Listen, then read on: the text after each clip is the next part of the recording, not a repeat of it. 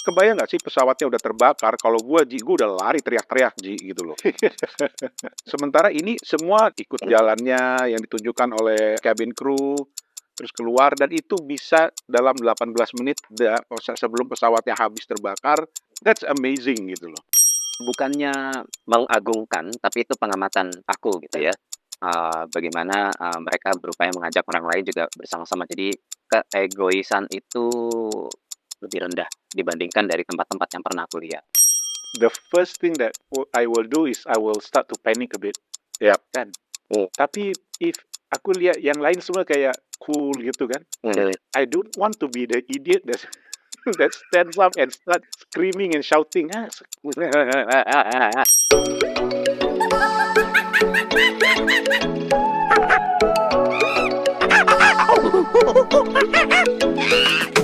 Teman-teman, kita ketemu lagi akhirnya di Arama Alama untuk yang pertama di tahun 2024 ini.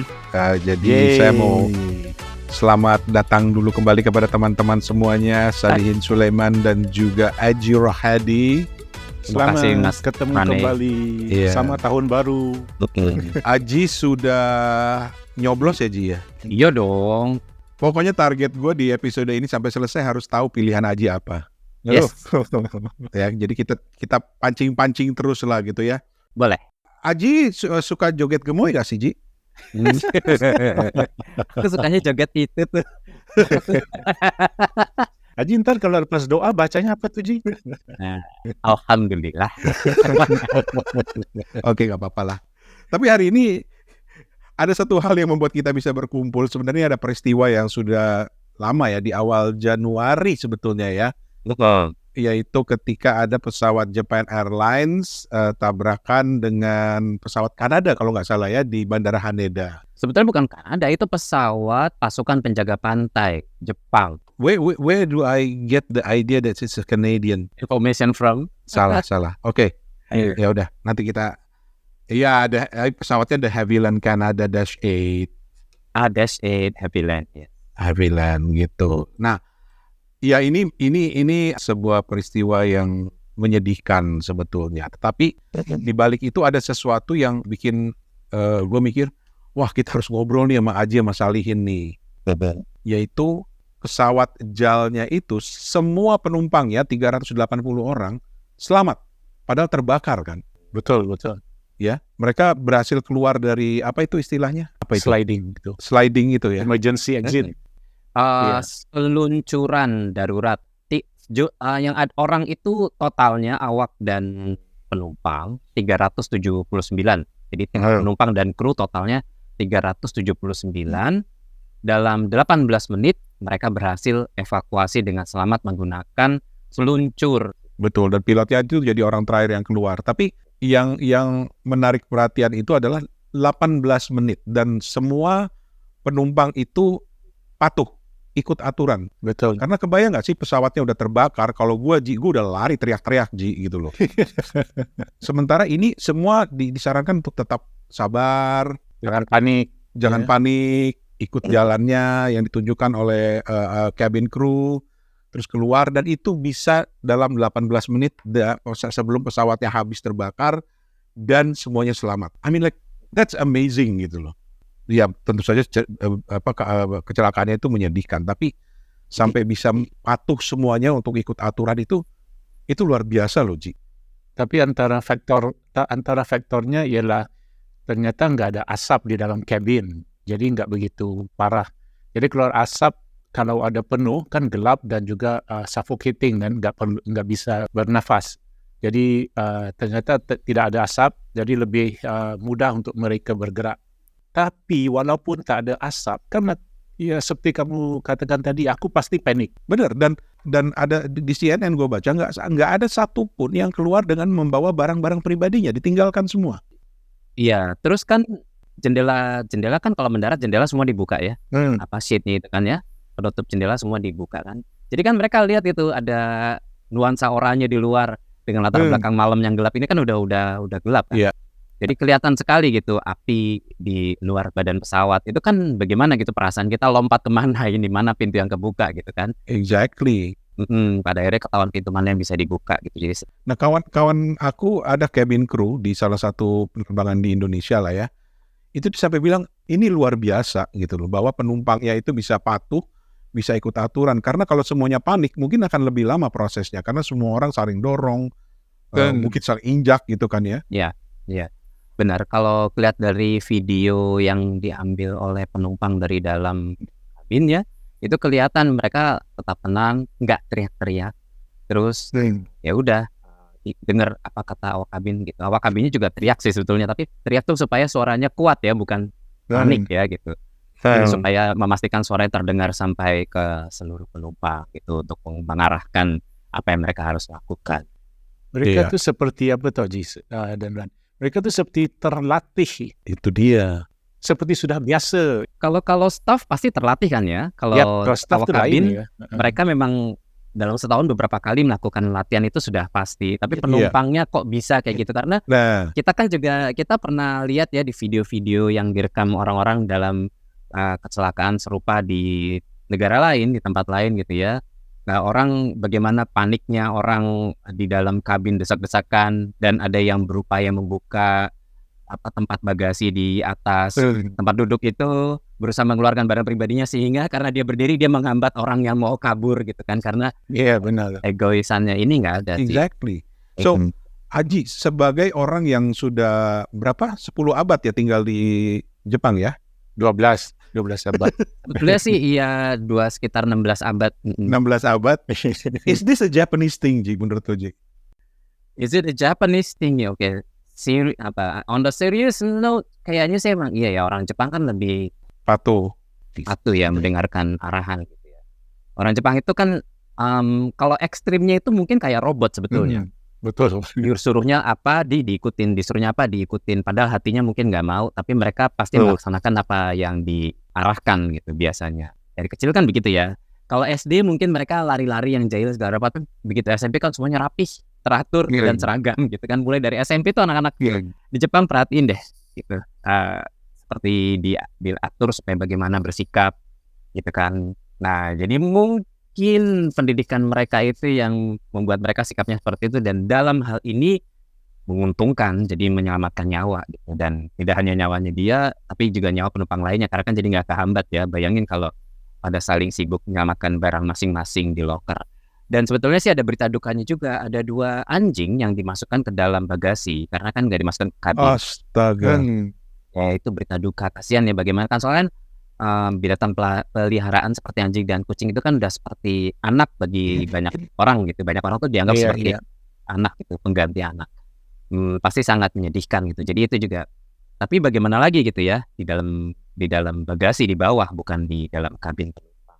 Ji, kalau di Tokyo, laporan di sana itu, articles-nya ya, all the articles, what are they talking about? Are they talking about it being a miracle that everybody came out? Or mereka itu ini udah biasa sih? Biasa sih enggak. And then they're talking about the other aspects of the accident. Karena merata dunia, aku rasa ya, semua fokus kepada ini, miracle yang semuanya selamat dalam 18 menit ini. Kalau dari pengamatan aku, dari pemberitaan di Jepang, media, nadanya lebih kepada bersyukur. Senang sekali gitu, semuanya selamat. Ada sih media yang bilang, ada media yang bikin artikel, bilangnya media luar negeri menganggapnya ini keajaiban. Tapi mereka nggak bilang, mereka sendiri bilang keajaiban gitu. Di dalam negeri, media yang dalam negerinya Jepang sendiri ngomongnya nadanya lebih ke bersyukur gitu. Jadi kan apa ya? Mungkin buat orang Jepang udah biasa gitu, karena seperti Aji bilang tadi, sejak kecil kan mereka sudah diajarkan untuk patuh pada aturan. Kalau kita mau naik kereta api gitu ya, gue tuh paling suka ngelihat masinisnya itu yang pakai tunjuk ke sana, tunjuk ini, tunjuk itu kan, untuk memastikan semuanya oke. Terus penumpang yang membersihkan itu langsung tunduk. Itu kan ditiru di Indonesia kan pola itu sekarang kan. MRT Jakarta kan memang dibangun sama Jepang. Jepang ya? Iya. Jadi sistemnya impor dari Jepang. Standard operatingnya seperti itu, karena itu memastikan walaupun kelihatannya apa sih gitu, tapi semuanya lancar gitu. Nah, Gua sebagai orang asing yang pernah tinggal di Jepang misalnya mengalami itu waktu gempa besar tahun 2000 berapa ya? 11 ya? 2011 yang sampai 9 skala Richter itu kan. Itu aku di lantai 7 lari lewat tangga ke bawah. Sementara orang-orang tuh nggak ada yang lari. Semuanya tuh cuma kalau gempanya mulai keras mereka berhenti. Nanti kalau udah nggak gempa lagi mereka jalan ke bawah. Sementara aku lari ke bawah sampai di depan dihadang sama security dan akhirnya ribut sama security-nya gitu loh. Partly karena security-nya nggak bisa bahasa Inggris gitu ya. Partly karena gue bego bahasa Jepang gitu. Tapi intinya mereka dia bilang jangan keluar. Dan nggak ada satupun yang keluar. Sementara gue mikir I have to save myself gitu loh. Gue harus selamatkan diri gue. Tapi kenapa jangan keluar? Karena kenapa jangan keluar? Katanya resiko kalau keluar itu lebih besar. Tertimpa reruntuhan kalau gedungnya runtuh. Tertimpa reruntuhan. Terus kalau di gedung itu kan kadang ada frame. Terus ada logo. Ada yang kayak logo-logo bangunan kayak nama perusahaan. Iya. Accessories and all that. Itu kan bisa jatuh kan, bukan dinding tapi barang yang dipasang di dinding, yang dipatok di dinding itu bisa jatuh. Terus kalau ada lampu jalan bisa rubuh kayak gitu, kalau ada pohon bisa rubuh. Jadi dan sementara bangunan di Jepang kan sudah dipersiapkan ya, memang walaupun resikonya ada tetapi orang tetap patuh tuh pada perintah untuk tidak keluar, lari ke bawah meja. Tapi kan nalurinya kita tuh mau lari keluar kan. Exactly. Naluri gue adalah yang pertama gue pikirin istri sama anak gue gimana gitu loh. Gue langsung lari keluar. Nggak boleh keluar. Aduh. Iya, emang kayaknya arahan pertamanya adalah kita ke bawah meja yang melindungi supaya tidak tertimpa barang. Ke bawah meja tuh supaya nggak tertimpa barang, misalnya ada lemari rubuh atau televisi, kulkas rubuh misalnya, atau barang-barang lain yang hiasan dinding rubuh.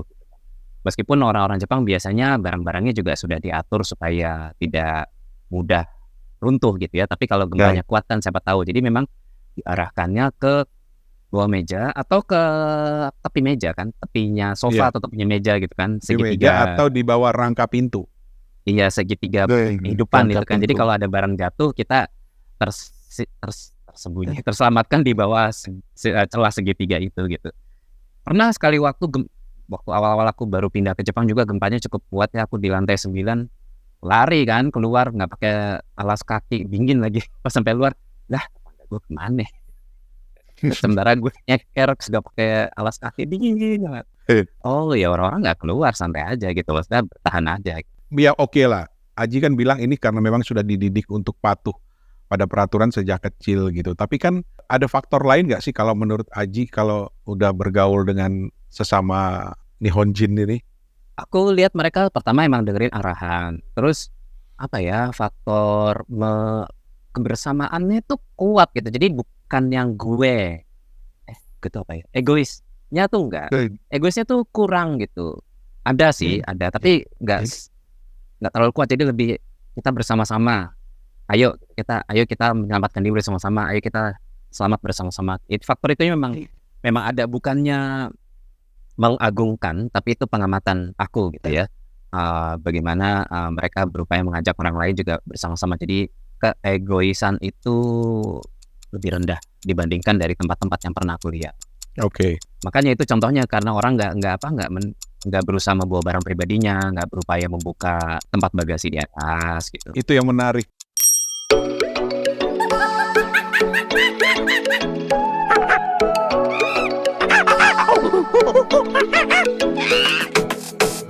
Naluri manusia itu kan egois kan, menyelamatkan dirinya dulu dalam keadaan yang sangat terdesak. Sementara di Jepang ya kita lihat contoh yang kecelakaan di JAL, gempa dan beberapa peristiwa itu juga orang yang penting saling membantu, terus ikut aturan dulu.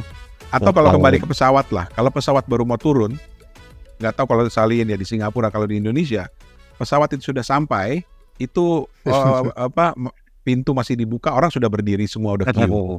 Iya, itulah anti uncle udah nggak sabar gitu. Tak sabar nak buka benda tu. Ketang. Aduh. Iya. Atau pesawatnya masih di tarmac aja udah hidupin handphone semuanya gitu kan. Nah, Kalau handphone sekarang memang udah boleh kan? Oh, udah boleh ya? nggak boleh. Udah, tapi yang berdiri itu yang Yang nggak boleh. yang nggak boleh kan, kita harus sampai pesawat berhenti sepenuhnya terus baru berdiri.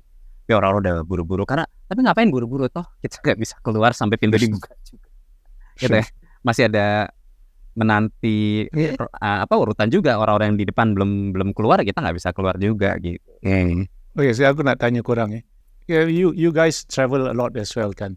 Pernah nggak terfikir ini kalau apa-apa terjadi, bersedia tak aku untuk carry out the emergency drill, or will I know what to do gitu? Kalau terhempas laut gitu ya, tahu nggak nanti mau pakai that safety vest dan segala. Oke gini, aku harus ngaku ya, kalau dulu memang setiap kali ada video keselamatan atau peragaan keselamatan tuh aku selalu melihat ya, nonton. Tapi terakhir-terakhir ini sudah malas ya, sudah hafal. Sudah hafal ya. Udah hafal gitu, dan jarang lah aku membuka si brosur keselamatan itu tuh, aku udah jarang. Tapi aku juga perhatikan, nggak berubah banyak kok dari yang aku ingat. Malah nggak ada perubahan menurut aku.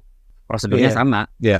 Cuman memang cara penyampaiannya aja yang berbeda gitu. Jadi aku ingat cara-caranya itu gimana gitu. Jadi aku harus nyatet, memperhatikan pintu yang terdekat tuh gimana. Kita harus ngitung baris dari tempat duduk kita ke pintu itu yang di depan, bisa di depan, bisa di belakang kita gitu kan ya. Iya. Terus kalau misalnya kebetulan kita di pintu darurat, itu bukanya beda dari pintu yang biasa misalnya, jadi aku harus tahu caranya gimana dan apakah itu ada slide-nya apa enggak. Itu aku udah otomatis tahu gitu, kayak udah di kepala, jadi nggak ada banyak perubahan. Jadi sebetulnya aku harus mengaku aku tidak lagi memperhatikan video itu, kecuali peraganya sangat menarik. Tapi aku udah ingat gitu sebetulnya apa yang let me just stop you there. Itu peraganya menarik itu kan penting tuh. Tapi bener loh, kalau peraganya nggak menarik mungkin orang. But anyway, nggak boleh. Itu keselamatan nomor 1.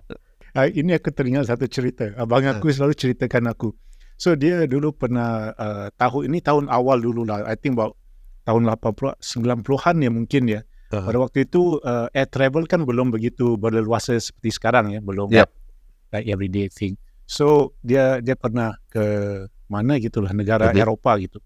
So di dalamnya itu ada kayak orang-orang daripada I think Vietnam atau Myanmar atau mana gitu, yang mungkin pertama kali naik pesawat dan juga daripada kampung-kampung gitulah.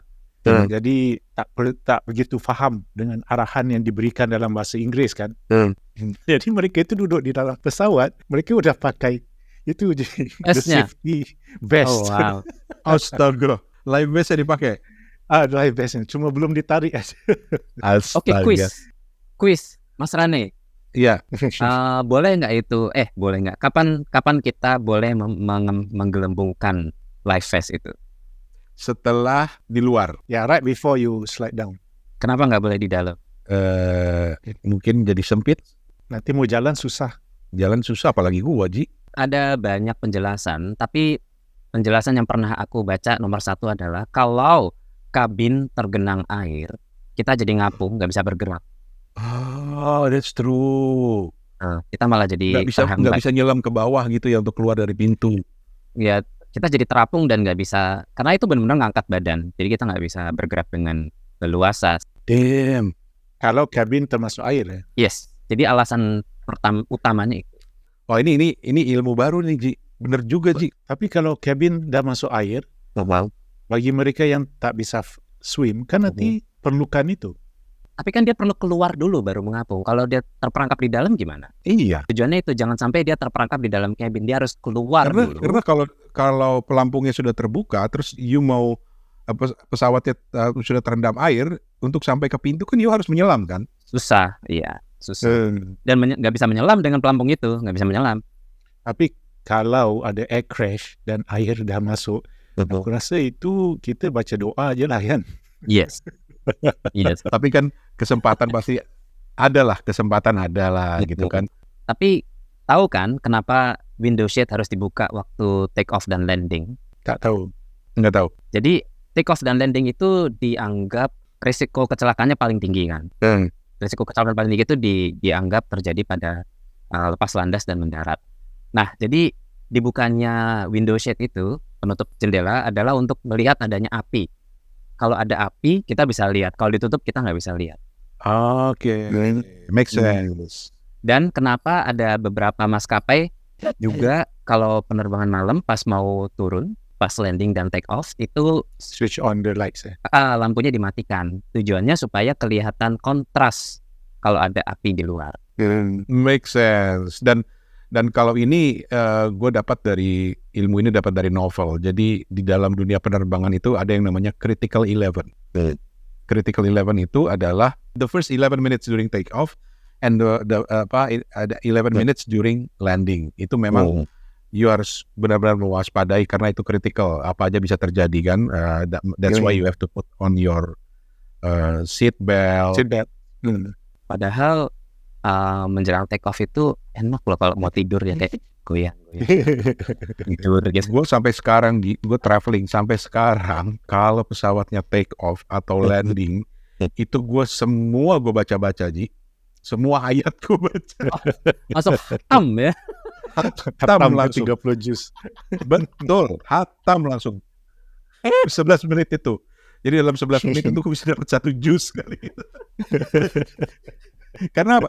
Karena gue orangnya paranoid. Waktu kasus Malaysian Airlines yang MH370 itu kan, gue sampai berpikir begini, kalau ada apa-apa di udara dan harus mendarat darurat, I have to have all my valuables with me.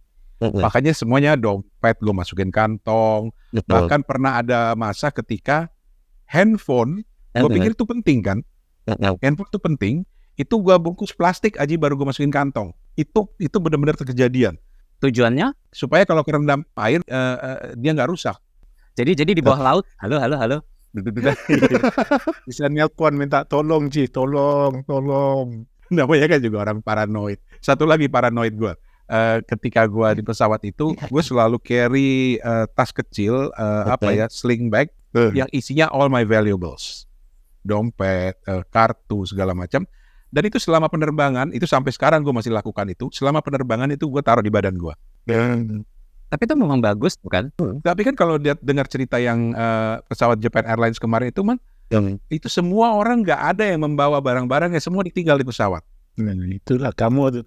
Ji, aku rasa dia yang seorang kalau ada emergency kan. Rani is the type that goes, tolong, cepat. Tapi gue tanya serius sama lu, Amit-amit ya, nauzubillah ya. If you were in that a plane, that Japan Airlines plane, what would you do? You're not a Japanese. You're not used to their to their culture yang harus patuh pada aturan gitu kan. What would you do? Honestly. Honestly, the first thing that I will do is I will start to panic a bit. Yep. Kan. Tapi if aku lihat yang lain semua kayak cool gitu kan. I don't want to be the idiot that stands up and start screaming and shouting. Sana sini kan orang ambil HP, ambil video kan. Ntar kelihatan aku yang look at the Singapore idiot. Singapore gitu. Open the door. Bang. Berarti gue termasuk yang idiot itu. Karena waktu gempa itu semua orang di bawah meja, gue lari ke bawah. Lari ke lantai 1. Yeah, because we didn't receive the memo. Ya, tapi sebenarnya aku terfikir juga kan, now that when we travel kita bawa laptop kan, itu udah kayak sudah seperti nyawa kita kan, laptop dan handphone. Dan selalu aku punya laptop aku taruh bawah kursi depan tuh, di bawah di kaki. I don't put it up. I don't put it up. I do a small carry bag. So aku terfikir ni kalau ada emergency, kalau aku ambil benda ni boleh ke tak? Exactly. Gue kalau traveling, I like to travel light. Jadi gue nggak pernah mau masukkan barang-barang ke bagasi. Jadi gue selalu bawa backpack aja cukup gitu ya. Atau cabin koper itu, overheadnya itu. Karena alasan yang sama, karena gue nggak mau susah, nggak mau repot gitu loh. Dan bagaimanapun juga, ini teman gue pilot yang cerita bahwa if you're on a plane gitu ya, it's safe but anything can happen. Gue bilang that anything can happen is not Tapi For me gitu loh. kalau dihitung persentasenya, Yes. lebih tinggi persentase orang yang meninggal di atas tempat tidur. Ataupun jalan raya kan ke Malangan. Di jalan raya. Benar. Iya, daripada kecelakaan pesawat. Jadi sepatutnya kita kalau mau tidur pun panik, mau naik bis pun panik. Kan? Gimana mau hidup gitu? Panik terus. Mungkin gini deh, sebelum naik pesawat jangan nonton acara kecelakaan gitu. Tapi coba lihat in-flight entertainment di pesawat. Pasti ada aja tuh, ada salah satunya, ya paling nggak yang gue lihat lah. Ada salah satunya yang film tentang pesawat. I mean like, come on. Gitu. Mosok sih, mungkin bukan pesawat kali, tapi tentang film ini, Final Destination. Ngeri juga. Ngeri aja. Aku nggak pernah lihat sih, tapi mungkin masanya pernah lihat ya. Aku sih nggak pernah. Tapi ada satu yang bikin gue paranoid banget. Gue pernah naik pesawat, waktu masih di Singapura, tinggal di Singapura dulu. Gue lupa naik pesawat apa, kalau nggak salah kayak KLM lah dulu dari Singapura ke Jakarta. Salah satu film yang ada di situ apa coba? Snakes on a Plane. Malas. Snakes on the Plane. Itu kan benar-benar mimpi buruk, Ji. Ingat nggak ada berita berapa Exactly. awal bulan tahun ini ya? Awal tahun itu akhir tahun lalu kan ya? Iya. Di India kalau nggak salah. Bukan di Thailand. Di Thailand apa di India gitu? Aku lupa. Snake on the Plane. Terus dia udah gantung aja gitu dari overhead compartment. Iya. See? Okay. Now a scenario. Would you rather have like a plane crisis crash ataupun di dalam pesawat itu ada binatang buas? Oh my God. Mana satu yang kamu prefer? Ada banyak binatang buas di dalam pesawat. Selalu ada. Buaya darat. Buaya darat. Ini ular kayak gitu ya. Oh. Ya, ular. Ada komodo. Buaya darat aku bilang. Buaya darat. Kalau lu apa Ji? Pilihnya Ji? Ini selamat lah ya. Mana yang bikin gue selamat? Tapi what kind of question is that?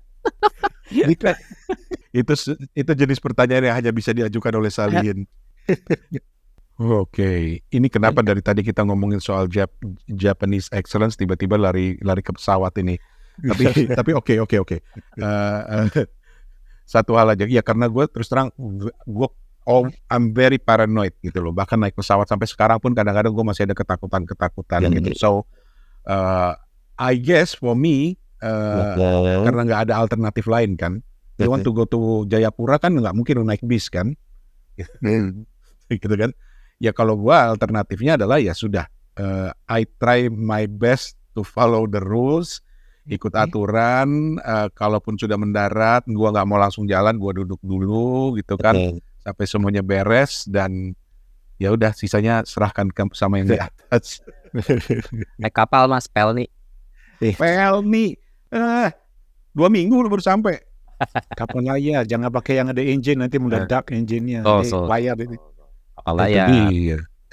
By the way, kalau Aji ingat dulu zaman Indonesia ada kapal Tampomas yang tenggelam. Tampomas 2 yang dari Jakarta menuju ke Makassar. Itu kan tenggelam di lautan namanya Lautan Masa Lembu yang memang terkenal kuat lah arusnya. Gelombangnya. Iya. Hanya beberapa minggu sebelum Tampomas, gua lagi dalam kapal yang sama menuju ke Makassar.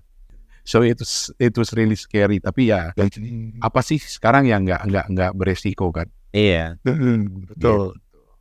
Ya ini bukan bermaksud menakut-nakuti teman-teman yang untuk naik pesawat, tapi untuk selalu waspada dan kita mungkin bisa belajar juga dari dari Japan Airlines bahwa kita harus patuh sebenarnya pada aturan gitu.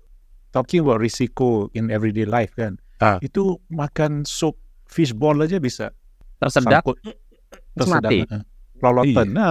Itu dan orang Jepang itu salah satu makanannya itu ini blowfish.